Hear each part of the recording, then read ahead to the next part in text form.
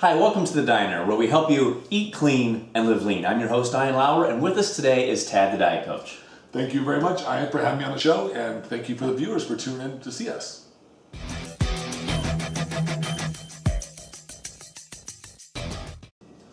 Today's subject, milk. Now, when I was a kid growing up, it was just glass of milk after glass of milk. And it was this kind of milk, not organic back then. Or right. Maybe it was straight from the teat, I'm not sure.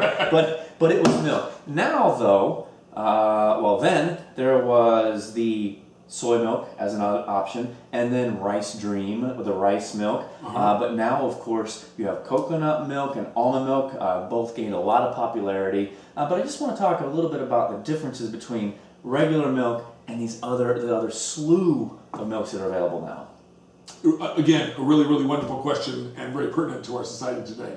There are a ton of milks out there. There's different varieties of things. And it used to be, like I said, there were just a few. And I remember growing up and there was basically like whole milk, 2%, 1%, and skim milk. And today now there's many more varieties. But they're really not all equal. And I don't really like to incorporate a ton of like things like soy milk. Or the nutrient profiles don't match up well with milk. Milk is actually relatively good for us. But I actually prefer, and I don't know if you can see this, but it says organic.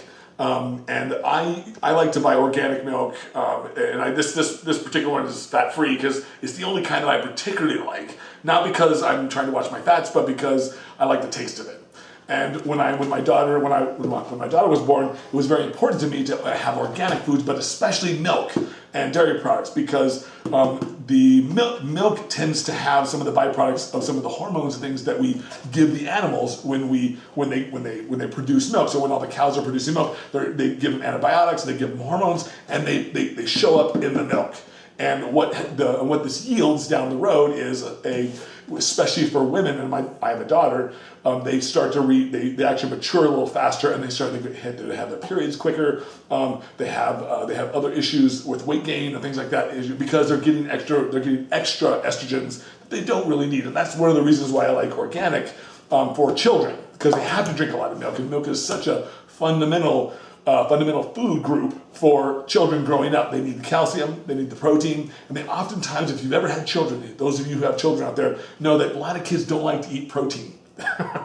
They just tend not to want to eat those foods. They want to eat things like starch. They want to eat things, and so milk tends to be one of the one or two on the list in terms of the kinds of good quality protein sources that they're getting. Although I actually fortify my daughter's day with whey protein as well, my own whey protein, because I want her to have good, high-quality whey protein sources.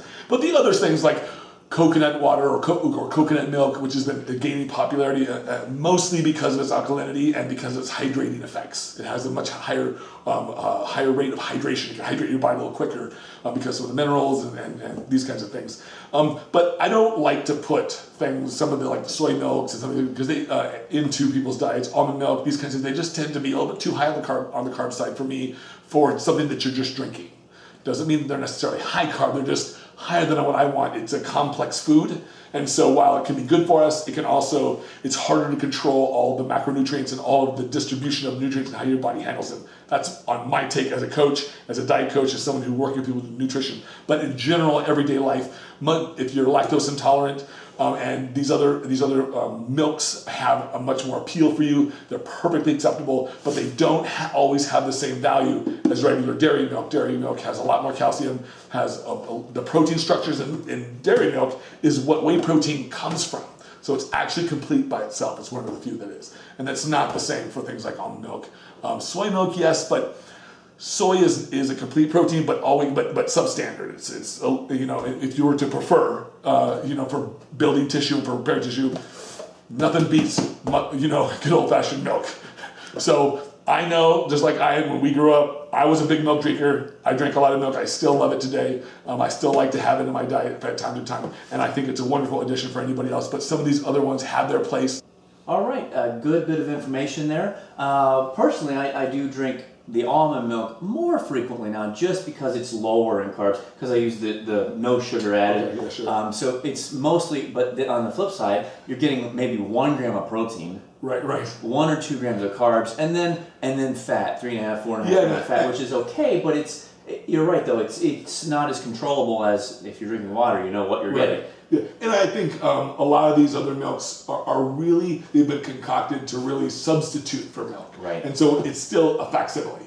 And the facsimile is in taste and texture and these kinds of things. You know, you can use it on cereals, you can use it in coffee, and that's pretty much what most people drink. They're not looking at it as a whole food group to like nutrify their bodies, so to speak. Right. Well, I like it as if I'm throwing it into a protein shake, just to give it a little more texture than say water. Absolutely. But I definitely understand where you're coming from when it comes to the quality protein that you get in a real cow milk.